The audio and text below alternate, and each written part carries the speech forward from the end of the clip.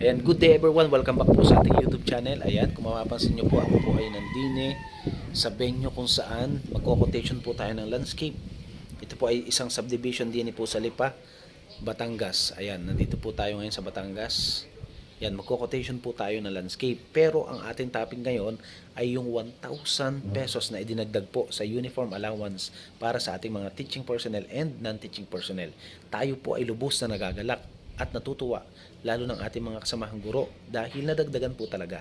Dating 6,000 pesos po ang allowance, ngayon po ay ginawa na pong 7,000 pesos. Alam po naman natin na talagang kulang at kulang, napakaliit po ng 6,000 para kung talagang susundin natin yung akma na uniform, including po yung ating shoes, belt, etc. Ano po, talagang kulang po ang 6,000. Kaya nga po sabi po ng ilan nating kasamahang guro na papaano po kapag ang teacher talaga ay gusto talagang bumili ng sapatos na balat.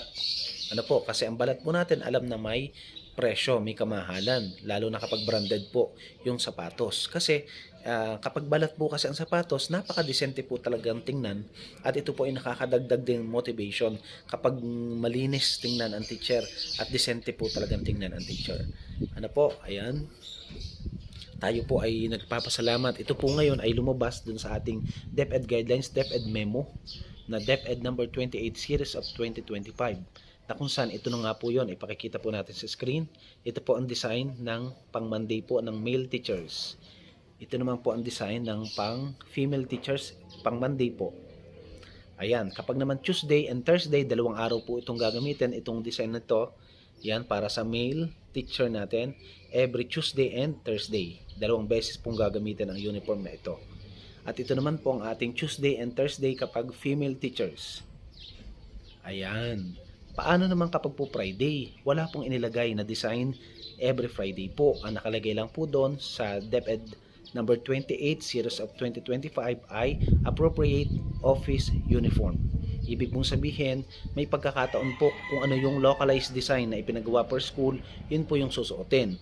O kaya naman kung ano yung prescribed per school, ano po, kung ano yung pagkasunduan, yun po yung sinusuot. As long as na formal pa rin, semi-formal, at disenteng tingnan ang mga teacher po every Friday. Kaya po talaga tayo ay nagpapasalamat po tayo sa nagsulong ng panukalang batas na ito para dagdagan po talaga ano po ang ating uniform allowance, ang ating ACT party list. Maraming salamat po at talagang alam naman po natin na sila po talaga nagsulong ng panukalang batas na ito para dagdagan talaga ang uniform allowance ng mga guro sa Pilipinas. Marami pong salamat. Ayan, hanggang dito na lang po muna ang ating video ngayon at ako po ay magko-quotation na. Nandiyan na po kasi yung may-ari. Maraming pong salamat. I-share and i-like nyo po ang ating video at sa mga hindi pa po nakaka-subscribe, again, wag po kayong malilito kasi ang ating content ay video, math, lesson. Meron po tayong tutorial video at meron din po tayong mga vlog katulad po nito. Maraming pong salamat.